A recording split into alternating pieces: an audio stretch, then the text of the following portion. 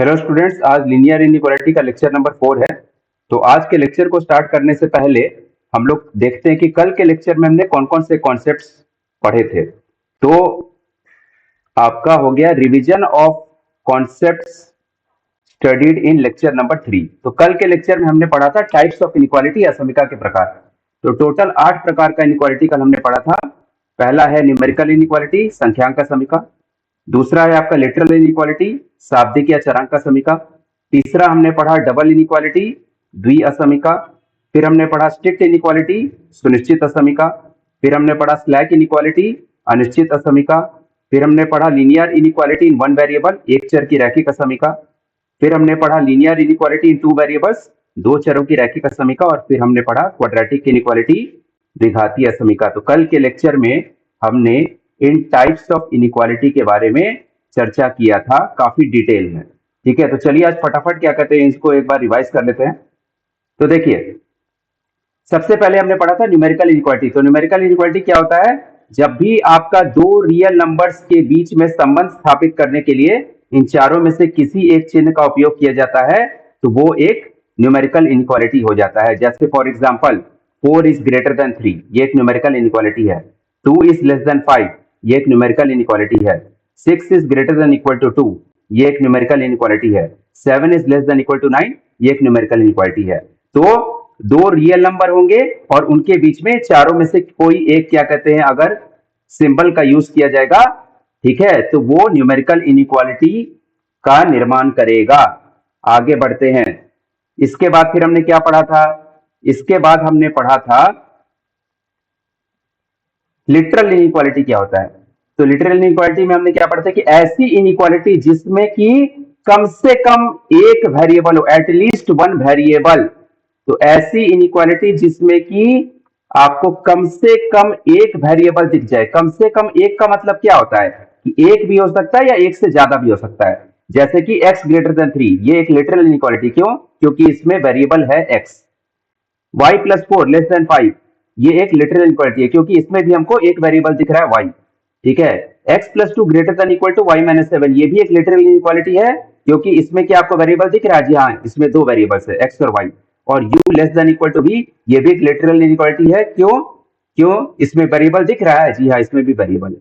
तो ऐसी इनइक्वालिटी जिसमें कि कम से कम एक वेरिएबल तो होना ही होना जरूरी है। एक भी हो सकता है, एक से ज्यादा भी हो सकता है। जैसे इसमें एक है, ठीक है, इसमें भी एक है, इसमें दो है, तो दो होने से भी कोई दिक्कत नहीं, इसमें दो है। तो डेफिनेशन क्या बोलता है कि ऐसी इनइक्वालिटी जिसमें कम से कम एक वेरिएबल भी आपको दिख जाए, वो सब क्या हो जाते हैं? लिटरल इनइक्वालिटी हो जाते हैं।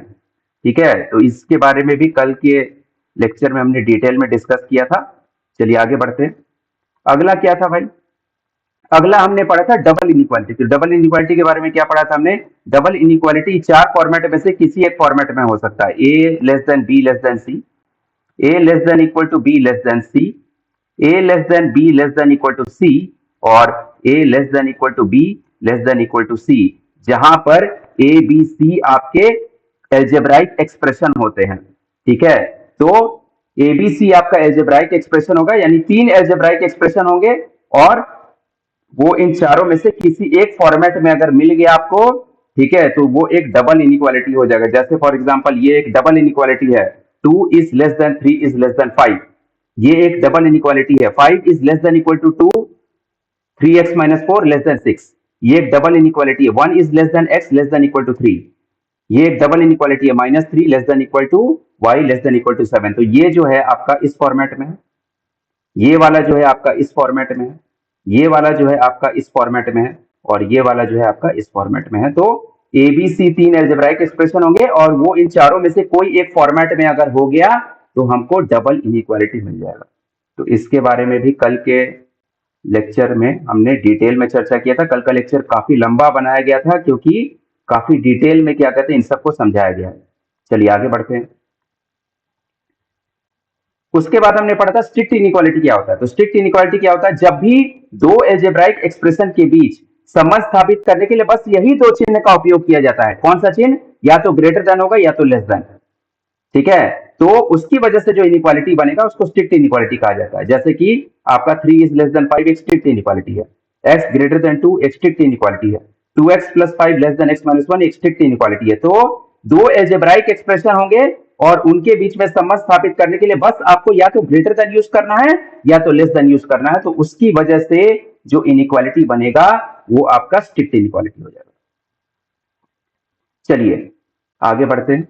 स्लैक इनइक्वालिटी क्या होता है? तो बहुत ही सिंपल है स्लैक इनइक्वालिटी भी। अगर दो एल्जेब्राइक एक्सप्रेशन के बीच में संबंध स्थापित करने के लिए बस यही दो सिंबल का उपयोग किया जाए, वो दो सिंबल क्या है? या तो ग्रेटर देन इक्वल टू या तो लेस देन इक्वल टू। तो ये एक स्लैक इनइक्वालिटी हो जाएगा। जैसे कि 3 लेस देन इक्वल टू 5 एक स्लैक इनइक्वालिटी है, x greater than equal to 2 एक स्लैक इनइक्वालिटी है, 2x plus 5 less than equal to x minus 1 एक स्लैक इनइक्वालिटी है। तो दो एल्जेब्राइक एक्सप्रेशन होने चाहिए और उनके बीच में संबंध स्थापित करने के लिए बस यही दो चिन्ह का उपयोग करना है आपको। ठीक है, तो ऐसे इनइक्वालिटी को हम लोग क्या कहेंगे? Slack inequality. चलिए आगे बढ़ते हैं। उसके बाद फिर हमने क्या पढ़ा था? उसके बाद हमने पढ़ा था linear inequality in one variable. तो इसमें हमने क्या पढ़ा था? ये इन चार बेसिक फॉर्मेट में से किसी एक फॉर्मेट में होता है। ax plus b greater than 0, ax plus b less than 0, ax plus b greater than equal to 0 या ax plus b less than equal to 0, जहां पर a और b कांस्टेंट होते हैं और x कोई एक वेरिएबल होता है। ठीक है, जैसे कि फॉर एग्जांपल ले लीजिए 3x प्लस 2 ग्रेटर देन 0, ये होता है linear inequality in one variable. x minus 1 less than 0, ये linear inequality in one variable हो गया। 7x plus 3 greater than equal to 0, ये linear inequality in one variable हो गया। x plus 4 less than equal to 0, ये linear inequality in one variable हो गया। तो एक बेसिक है कि ये चार फॉर्मेट में से किसी एक फॉर्मेट में होना चाहिए। ठीक है, तो कल के वीडियो में इसके बारे में भी बिल्कुल डिटेल में चर्चा किया गया था। तो कल का वीडियो क्या कहते हैं अच्छे से देखिएगा तो आपको ये सब समझ में आएगा। आज हम लोग जो कि रिवीजन कर रहे हैं इसलिए इसको फटाफट देखते चल रहे हैं। चलिए, linear inequality in two variables हो गया सातवां प्रकार। तो वो क्या होता है? ax plus B Y greater than C, ax plus B Y less than C, ax plus B Y greater than equal to C या ax plus B Y less than equal to C. तो ये चार में से किसी एक format में होना चाहिए। ठीक है, जैसे कि फॉर एग्जांपल ले लीजिए 3x plus 2y greater than 1, ये linear inequality in two variables है। x minus y less than 2, ये linear inequality in two variables है। 7x plus 3y greater than equal to 5, ये linear inequality in two variables है। x plus 4y less than equal to minus 2, ये linear inequality in two variables है। तो इन चार basic format में अगर रहेगा जहां पर ए बी सी कॉन्स्टेंट होता है और x और y कोई दो वेरिएबल होता है। ठीक है, चलो आगे बढ़ते हैं। तो आठवां और आखिरी प्रकार क्या पढ़ा था हमने? आठवां और आखिरी प्रकार हमने पढ़ा था कि क्वाड्रेटिक इनइक्वालिटी क्या होता है। तो क्वाड्रेटिक इनइक्वालिटी का क्या कल पढ़े थे हम लोग? बेसिक फॉर्मेट होता है ax square plus bx plus C greater than 0 होगा, या तो ax square plus bx plus C less than 0 होगा, या तो ax square plus bx plus C greater than equal to 0 होगा, या तो ax square plus bx plus C less than equal to 0 होगा। तो ये चार बेसिक फॉर्मेट में होना चाहिए। ठीक है, जहां पर ए बी सी कॉन्स्टेंट होगा और x कोई वेरिएबल होगा। जैसे for example x square plus x plus 1 greater than 0, ये एक क्वाड्रेटिक इनइक्वालिटी है। 2x square minus x plus 3 less than 0, ये एक क्वाड्रेटिक इनइक्वालिटी है। x square minus x plus 2 greater than equal to 0, ये एक क्वाड्रेटिक इनइक्वालिटी है। 3x square plus 2x plus 1 less than equal to 0, ये एक quadratic inequality है। तो कोई भी क्वाड्रेटिक इनइक्वालिटी जो होता है वो इन चार बेसिक फॉर्मेट में से किसी एक फॉर्मेट में होना चाहिए। ठीक है, ax square plus bx plus C greater than 0, या ax square plus bx plus C less than 0, या ax square plus bx plus C greater than equal to 0, या ax square plus bx plus C less than equal to 0, जहां पर a b c constant होते हैं और x कोई variable होता है। ठीक है, तो मेरे ख्याल से ये आठों प्रकार का इनइक्वालिटी आपको क्लियर होगा। ठीक है, कल की वीडियो में बहुत डिटेल में सब समझाया गया था, इसलिए जो है आपका कल का वीडियो थोड़ा सा लंबा हुआ था। चलिए आगे बढ़ते हैं। तो आज हम क्या करेंगे? आज हम करेंगे लीनियर इनइक्वालिटीज का लेक्चर नंबर 4। तो आज के इस लेक्चर में हम लोग क्या नया सीखने वाले हैं, तो चलिए उसके बारे में जरा देखा जाए। तो आज का लेक्चर बेसिकली इन तीन चीजों पे फोकस करेगा। क्या क्या है? रियल नंबर क्या होता है? ठीक है, जूनियर क्लास में हम लोग पढ़े हैं रियल नंबर क्या होता है, वास्तविक संख्या। उसके बाद फिर हम लोग पढ़ेंगे कि नेचुरल नंबर क्या होता है, ठीक है, प्राकृतिक संख्या। और उसके बाद हम लोग पढ़ेंगे कि इंटीजर क्या होता है, पूर्णांक। ठीक है, तो ये तीनों चीज हम लोग जूनियर क्लास में पढ़े हुए, तो हमको फटाफट इसका रिवीजन कर लेते हैं क्योंकि इस चैप्टर में इन तीनों का यूज होगा। चलिए तो देखते हैं। तो देखिए रियल नंबर क्या होता है। रियल नंबर होता है any number that can be represented on A number line. ठीक है, कोई भी संख्या जिसको नंबर लाइन पर रिप्रेजेंट किया जा सके उसको रियल नंबर कहा जाता है। ऐसी संख्या जिसे संख्या रेखा पर व्यक्त किया जा सके वास्तविक संख्या कहलाता है। ठीक है, तो कोई भी नंबर जिसको नंबर लाइन पर आप रिप्रेजेंट कर सके वो सब क्या हो जाता है, एक रियल नंबर हो जाता है। उसके बाद फिर क्या बोलता है, set of real numbers is represented by letter R. तो रियल नंबर का जितना भी समूह होता है ना उस सबको आर लेटर से व्यक्त किया जाता है। वास्तविक संख्याओं के समूह को अक्षर आर से व्यक्त किया जाता है। तो देखिए ध्यान से पढ़िए डेफिनेशन को। Any number that can be represented on A number line. ठीक है, तो नंबर लाइन यहां पर जरूरी है। तो नंबर लाइन क्या होता है ये सब हम लोग जूनियर क्लास में जानते हैं कि नंबर लाइन कैसा होता है दिखने में।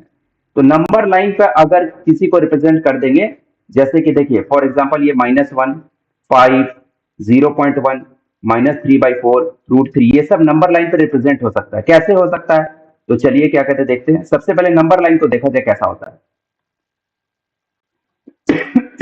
तो देखिए नंबर लाइन कुछ इस तरह का दिखता है। ठीक है, इस तरफ हम लोग माइनस इंफिनिटी की तरफ बढ़ते हैं, इस तरफ हम लोग प्लस इंफिनिटी की तरफ बढ़ते हैं। अच्छा, नंबर लाइन पे कुछ नंबर्स आपको दिखते होंगे जैसे 0, 1, 2, 3, 4, 5, 6, 7, 8, 9, 10 चलते जाएगा इस तरफ। और इस तरफ भी आपको कुछ निगेटिव में नंबर दिख रहा होगा, -1, -2, -3। और कई सारे नंबर ऐसे भी होते हैं जो इस पे दिखते नहीं है लेकिन होते हैं, जैसे कि 0 और 1 के बीच में कई सारे नंबर्स हो सकते हैं। ठीक है, 1 और 2 के बीच में भी कई सारे नंबर हो सकते हैं। तो जरूरी नहीं है कि जो नंबर्स दिख रहे हैं वही केवल क्या कहते हैं रियल नंबर होंगे। इन सब नंबर्स के बीच में भी कई सारे नंबर होते हैं। जैसे कि अगर हम बोले कि क्या 0.1 एक रियल नंबर होता है, जी हाँ 0.1 एक रियल नंबर होता है। कैसे, तो देखिए रियल नंबर का एक पोर्शन ले लेते हैं, ये होता है 0, ये होता है 1। ठीक है, हमको पता है कि 0 और 1 के बीच में 10 डिवीजन होता है, 1, 2, 3, 4, 5, 6, 7, 8, 9, 10। ठीक है, तो 0.1 क्या होगा, ये होता है 0.1। ठीक है, 0.1 फिर आगे बढ़िएगा तो ये हो जाएगा 0.2, फिर आगे बढ़िएगा तो ये हो जाएगा 0.3, इस तरह से 0.4, 0.5, 0.6, 0.7, 0.8, 0.9, फिर 1। तो 0.1 0 और 1 के बीच में कहीं पे यहां पे होगा 0.1। तो 0.1 को क्या नंबर लाइन पे लोकेट कर पाते हैं हम, जी हाँ बिल्कुल कर पाते हैं, इसलिए ये एक रियल नंबर होगा। ठीक है, हम आपसे बोले कि क्या आपका 1/2 एक रियल नंबर होता है, जी हाँ 1/2 क्या होता है डेसिमल में, 1/2 0.5 होता है।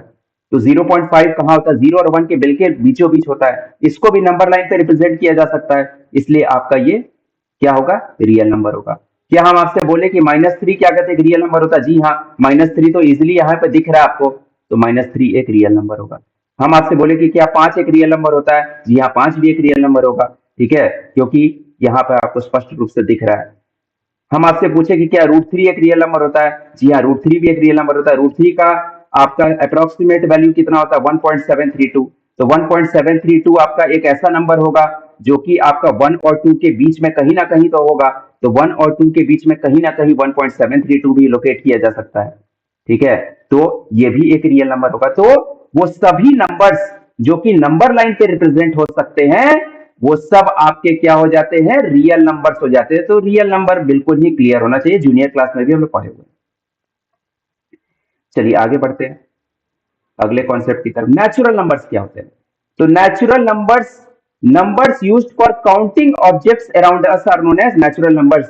ठीक है, हमारे आसपास की वस्तुओं की गणना करने के लिए उपयोग किए गए संख्या को प्राकृतिक संख्या कहते हैं। तो नेचुरल नंबर क्या होता है, वो सभी नंबर्स जो कि ऑब्जेक्ट्स को काउंट करने के लिए यूज किया जाता है वो सब नेचुरल नंबर्स होता है। इसके सेट को किस तरह से रिप्रेजेंट किया जाता है, तो set of natural numbers is represented by capital letter N. जैसे रियल नंबर्स का हमने पढ़ा था अभी कुछ देर पहले, set of real numbers is represented by capital R. उसी तरीके से सेट ऑफ नेचुरल नंबर्स जो है कैपिटल एन से सूचित किया जाता है। प्राकृतिक संख्याओं के समूह को अक्षर एन से व्यक्त किया जाता है। ठीक है, तो काउंटिंग ऑब्जेक्ट्स, तो काउंटिंग ऑब्जेक्ट्स क्या होता है जरा इसको देखा जाए कि सर काउंटिंग ऑब्जेक्ट्स तो आप बोल रहे हैं। तो देखिए हमारे आसपास में जो भी ऑब्जेक्ट्स होते हैं उसको गिनने के लिए, गणना करने के लिए, जैसे फॉर एग्जांपल देखिए अगले स्लाइड में, जैसे कि देखिए इस स्लाइड में आपको अगर हम पूछे कि कितनी चिड़िया हैं, तो आप बोलिएगा सर एक चिड़िया है, दो चिड़िया है, तीन चिड़िया है, चार चिड़िया। तो काउंट कर रहे हैं ना, एक दो तीन चार, तो यहाँ चार चिड़िया है, तो चार एक नेचुरल नंबर हो, क्योंकि ये ऑब्जेक्ट को काउंट करने के लिए यूज किया जा रहा है। कितने बंदर हैं, तो एक बंदर है सर, दो बंदर हैं, तीन बंदर है। ठीक है, तो यहां पर आपका तीन आंसर हो जाएगा। तो तीन क्या नेचुरल नंबर है? जी हाँ, क्योंकि ये ऑब्जेक्ट्स को काउंट करने के लिए यूज किया गया। आपसे पूछा जाए कि कितना कलम है, तो एक कलम है सर, दो कलम है, तीन चार, टोटल पांच कलम है सर, तो पांच कलम है। तो ऑब्जेक्ट्स को काउंट करने के लिए यूज किया गया। कितने आइसक्रीम है, एक आइसक्रीम, दो आइसक्रीम, तीन आइसक्रीम, चार आइसक्रीम, तो टोटल चार आइसक्रीम है। तो ऑब्जेक्ट्स को गिनने के लिए यानी कि काउंट करने के लिए जिन नंबर्स का यूज किया जाता है वो सब नेचुरल नंबर्स हो जाते हैं। ठीक है, तो नेचुरल नंबर्स भाई कहां से शुरू होता है? तो नेचुरल नंबर्स वन से शुरू होता है। ठीक है, तो नेचुरल नंबर जो भी होता है आपका, कैपिटल एन जो होता है वो एक से शुरू होता है और चलते जाता है। एक ऑब्जेक्ट हो सकता है, दो ऑब्जेक्ट हो सकता है, तीन ऑब्जेक्ट हो सकता है, चार ऑब्जेक्ट हो सकता है, पांच हो सकता है, इस तरह से चलते जाता है ये इन्फिनिटी की तरफ। तो वो सारे नंबर जो कि ऑब्जेक्ट्स को काउंट करने के लिए यूज किया जाता है वो सब नेचुरल नंबर होता है। चलिए, तो नेचुरल नंबर 100% क्लियर होगा क्या होता है। आगे बढ़ते हैं, अब आज के आखिरी टॉपिक की तरफ बढ़ते हैं। इंटीजर्स क्या होते हैं? इंटीजर्स क्या होते हैं, पूर्णांक क्या होते हैं? तो ध्यान से पढ़िए इसके डेफिनेशन को। तो इंटीजर्स इंक्लूड, इंटीजर्स में क्या क्या इंक्लूड होता है? जीरो होता है, सारे नेचुरल नंबर्स होते हैं, और निगेशन ऑफ नेचुरल नंबर्स होता है, यानी कि सारे नेचुरल नंबर्स और उन सारे नेचुरल नंबर्स का निगेटिव। तो क्या क्या होता है इंटीजर्स में? एक तो जीरो होता है, तो देखिए जीरो को लिख दीजिए। अच्छे, सारे नेचुरल नंबर्स होते हैं, तो नेचुरल नंबर हमको पता है कहां से शुरू होता है, वन टू थ्री फोर चलते जाता है। और उन सारे नेचुरल नंबर्स का निगेशन, यानी कि इन सारे नेचुरल नंबर्स का निगेटिव भी इंटीजर्स में आता है। तो इसके आगे अगर माइनस लगा दीजिएगा तो आपको निगेशन मिल जाएगा। तो माइनस वन माइनस टू, तो उसको किस तरफ लिखा जाता है? इस तरफ, minus one minus two minus three minus four, इस तरफ भी चलते जाएगा, इस तरफ भी चलते जाएगा। ये सब नंबर जो हो जाते हैं ये सब आपके इंटीजर्स हो जाते हैं। तो देखिए डेफिनेशन को हिंदी में पढ़िए। पूर्णांक जीरो, ठीक है, सभी प्राकृत संख्या यानी कि एक दो तीन चार, और सभी प्राकृत संख्याओं के ऋणात्मक यानी कि माइनस एक माइनस दो माइनस तीन माइनस चार, इन सब के समूह को जब हम एक जगह इकट्ठा कर देते हैं उस सब को क्या बोलते हैं हम लोग? पूर्णांक बोलते हैं। और इसको किस लेटर से व्यक्त किया जाता है? कैपिटल जेड से। तो रियल नंबर को कैपिटल आर से, नेचुरल नंबर को कैपिटल एन से, और इंटीजर को कैपिटल जेड से व्यक्त किया जाता है। तो मेरे हिसाब से क्या कहते हैं, अब इंटीजर्स भी आप लोग को क्लियर होगा। ठीक है, अगले स्लाइड की तरफ बढ़ते हैं, उसमें और अच्छे से क्या कहते हैं आपको समझाया गया है कि इंटीजर्स क्या होते हैं। तो देखिए, ये देखिए इंटीजर्स, सारे पॉजिटिव इंटीजर्स। ठीक है, पॉजिटिव इंटीजर्स क्या होते हैं? एक से स्टार्ट होता है, एक दो तीन चार पांच छह चलते जाता, सात आठ नौ दस, ये चलते जाएगा इधर।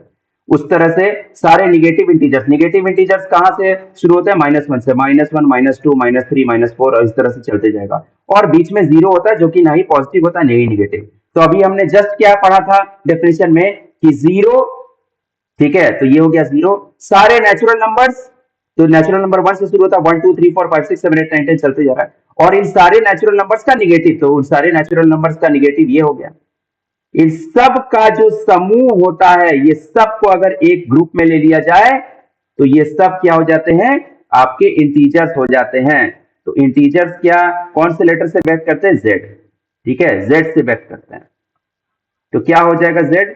तो जेड हो जाएगा minus three minus two minus one zero one two three dot dot dot. तो इस तरफ भी चलते जाता है, इस तरफ भी चलते जाता है।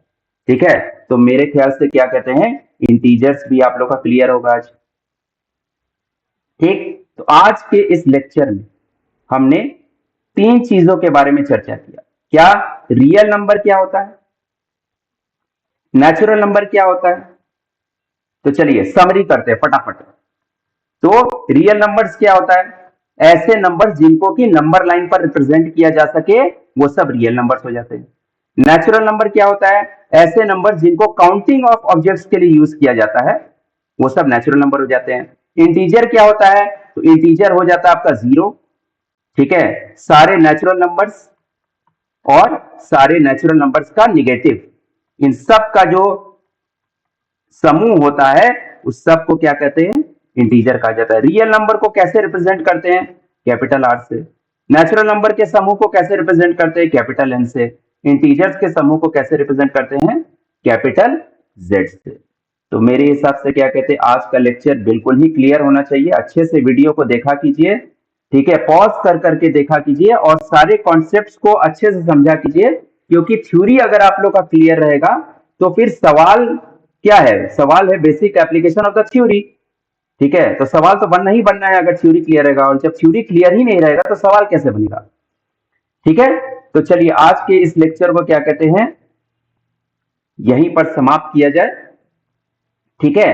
तो जैसा कि हमेशा की तरह मैं कहता हूं कि आपके जो भी डाउट्स या क्वेरीज हैं उनको आप या तो कमेंट बॉक्स में पोस्ट कीजिए, ठीक है, या तो अपने डाउट को मेरे व्हाट्सएप नंबर पे भी डाल सकते हैं। मेरा व्हाट्सएप नंबर है 9631144170। इस पे आप अपने डाउट को व्हाट्सएप पे पोस्ट कर दीजिए, ठीक है, ताकि इनकमिंग लेक्चर्स में जब भी मौका मिलेगा तो उन सब डाउट्स को क्लियर किया जाएगा, ठीक है। आप वीडियो से रिलेटेड क्या कहते हैं अपने फीडबैक भी कमेंट बॉक्स में पोस्ट कर सकते हैं। जैसे कि अगर आपको लगता है कि वीडियो में कुछ परिवर्तन करना है या कुछ और बेटर रूप से क्या कहते हैं वीडियोस में कुछ कंटेंट या मटेरियल डाला जा सकता है ताकि आपकी अंडरस्टैंडिंग को और एक नेक्स्ट लेवल तक ले जाया जा सके, तो उसके बारे में भी आप हमें सजेस्ट कीजिए ताकि उस हिसाब से हम क्या कहते हैं आने वाले जितने भी लेक्चर्स हैं उसके क्या कहते हैं मटेरियल को डिजाइन करें, ठीक है। चलिए फिर आज के लेक्चर को यही समाप्त करते हैं, तो अपना ध्यान रखिए, ठीक है। थैंक यू, धन्यवाद।